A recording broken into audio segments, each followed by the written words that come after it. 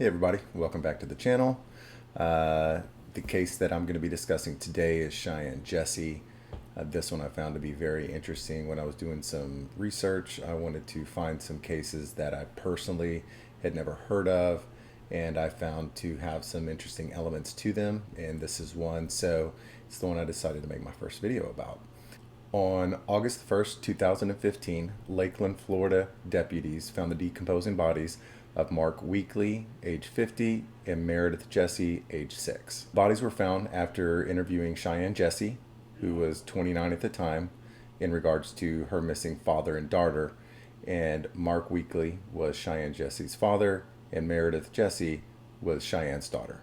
Autopsies revealed that Mark was shot 3 times and stabbed multiple times in his chest, and the autopsy of Meredith showed that she was shot 1 time in the head and stabbed multiple times as well. However, the decomposition kept authorities from learning the extent of Meredith's stab wounds.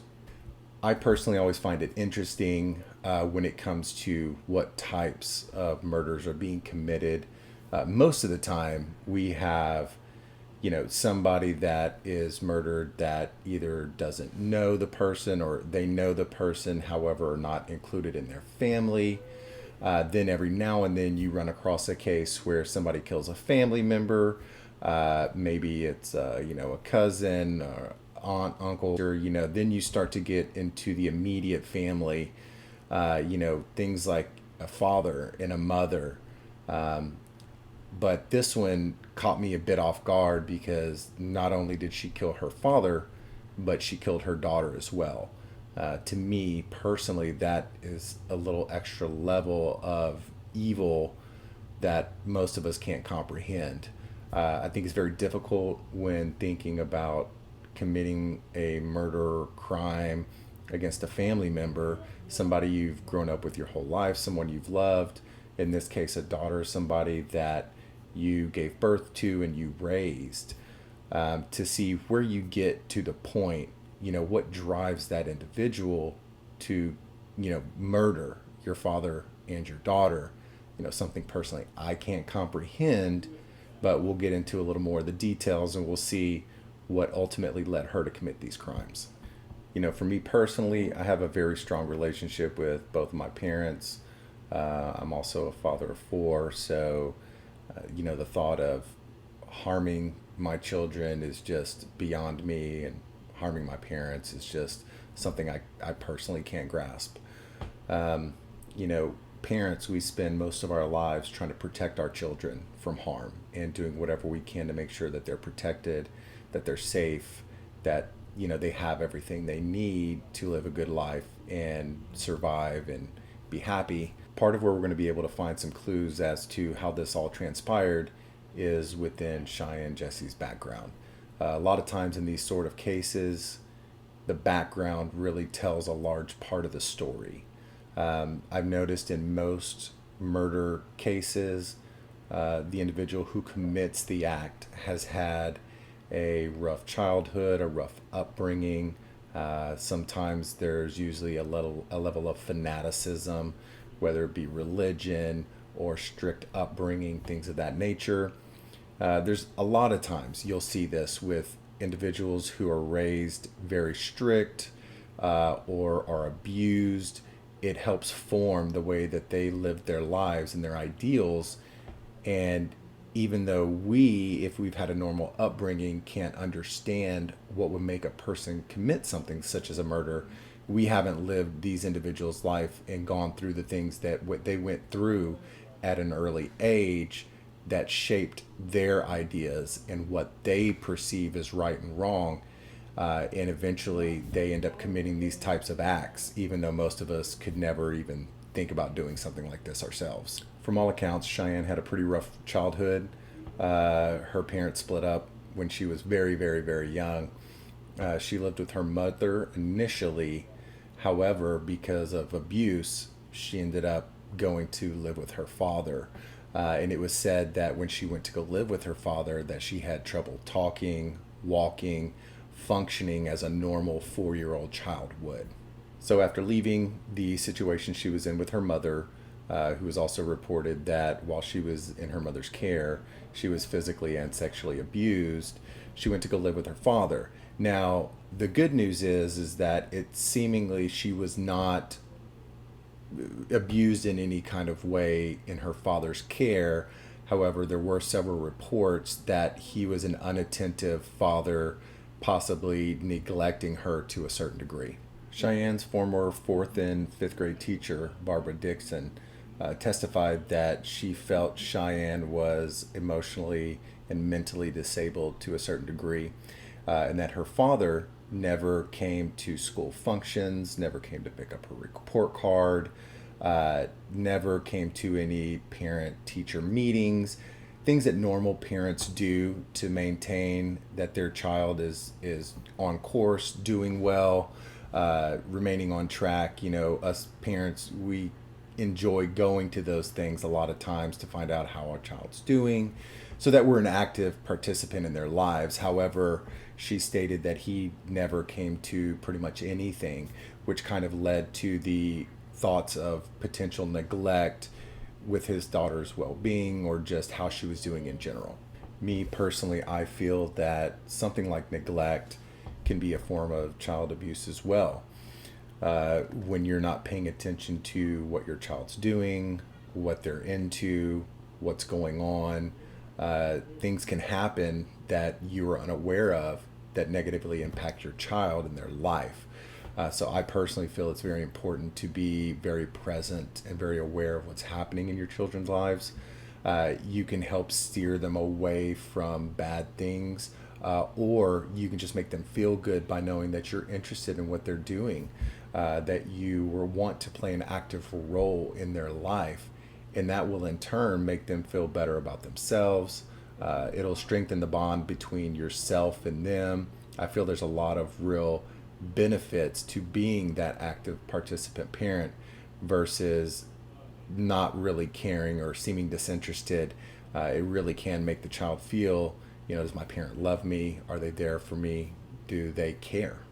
During her trial, the defense also brought in expert Dr. Joseph Wu, who testified that he felt Cheyenne suffered from brain abnormalities caused by the abuse at a very young age while in the care of her mother, and also the neglect by her father.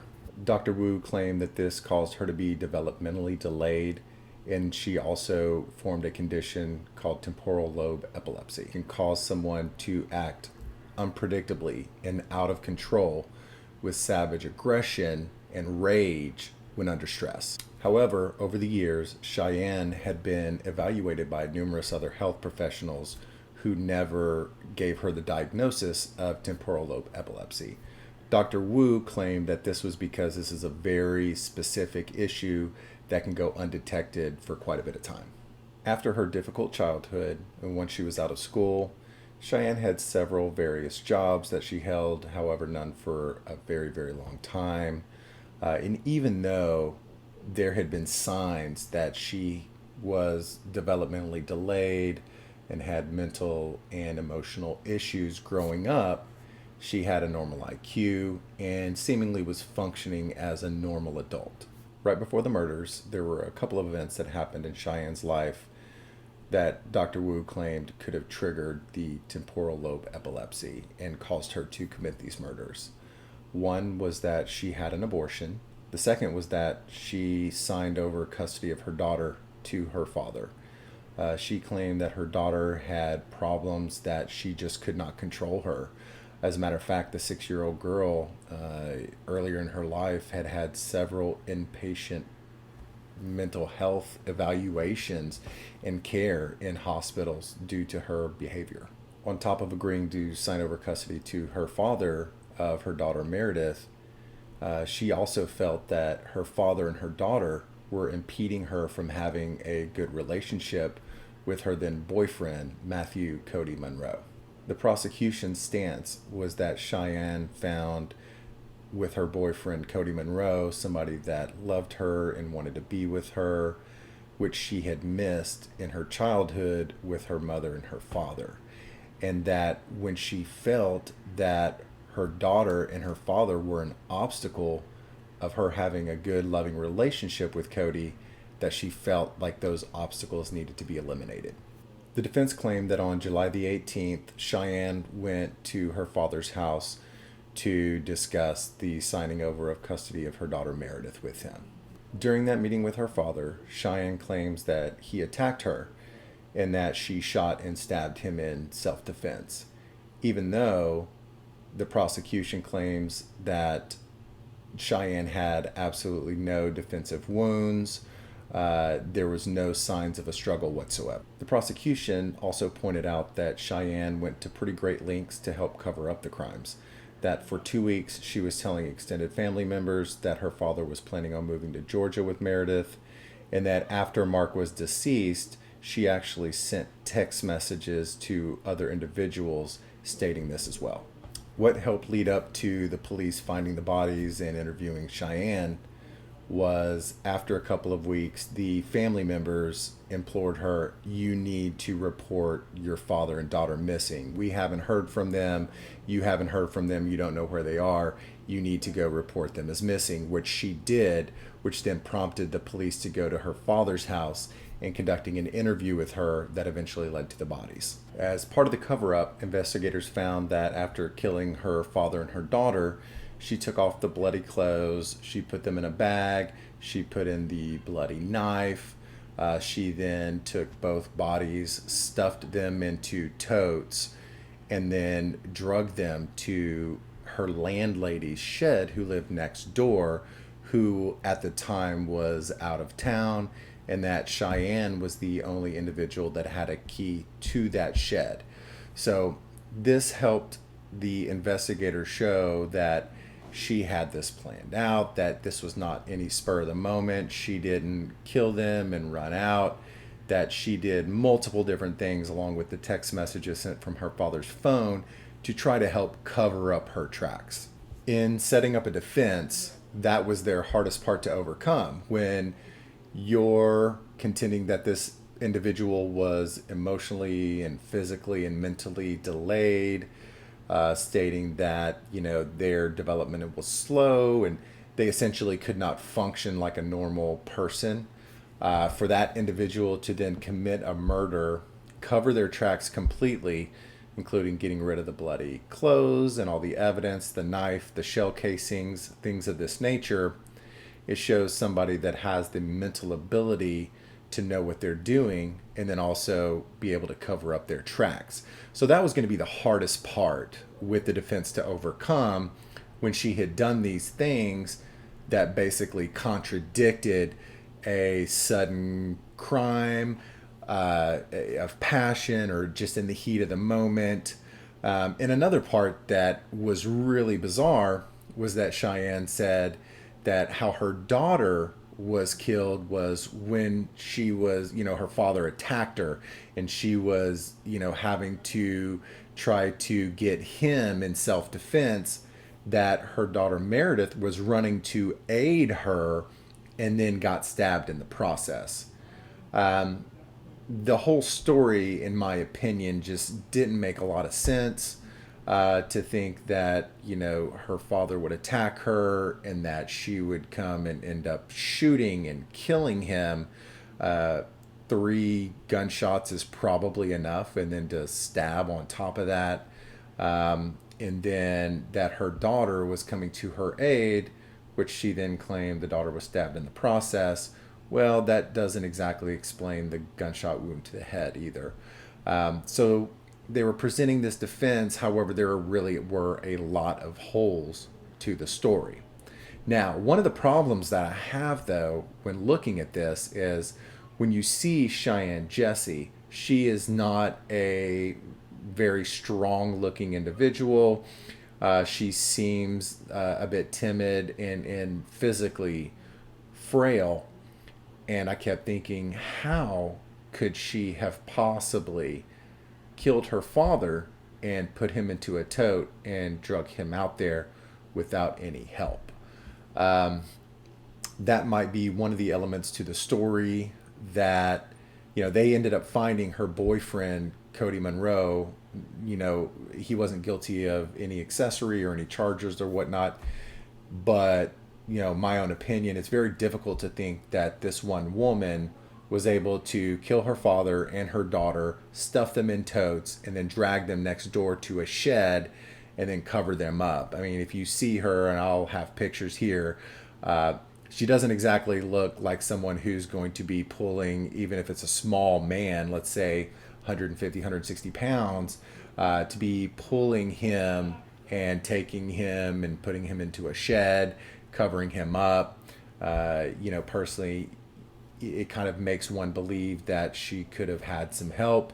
However, she was the only one found guilty of these crimes. Judge Jalal Herb sentenced Cheyanne to life in prison without the possibility of parole. He rejected the recommendation by the jury to sentence her to death.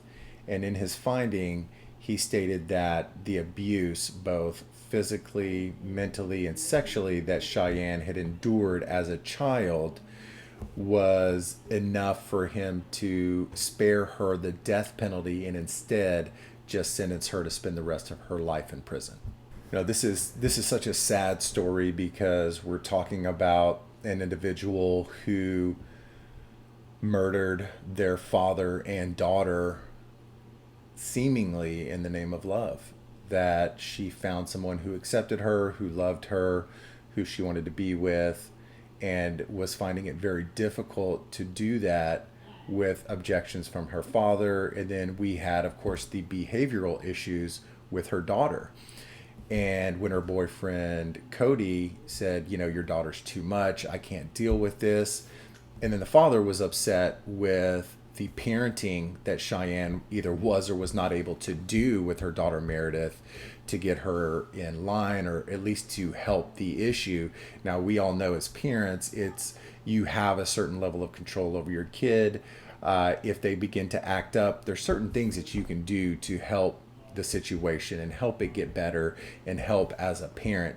But it could be that because of the abuse that Cheyanne had been subjected to early in her life, she wasn't equipped with the tools to be able to help her daughter out and to help that situation. So therefore, she just kind of said, I don't know what to do. Here, Dad, I'll sign over the parental rights to you. In the end, this is just a very sad story. We have a father, a daughter, and a granddaughter here that have all had their lives taken away from them. Two were murdered, and the other one was sent to prison for the rest of her life. In these types of situations, I like to go back and say again, almost every single one of these types of stories that you hear, they come back to somebody being abused as a child and growing up in a very, very, very unhealthy environment. That's why I think it's so important that we try to bring our children up in the safest environment possible, that we teach them right from wrong, that we are active participants in their upbringing and in their life, show them that we care, show them that we appreciate them and love them, so that when they grow up and they have children, they understand the proper way that a family structure should be. Unfortunately, in these cases, when the individuals have grown up in a very dysfunctional atmosphere, they just don't know what a real family structure should look like. They feel that the dysfunction is normal. That is their normal. That's what they grew up in.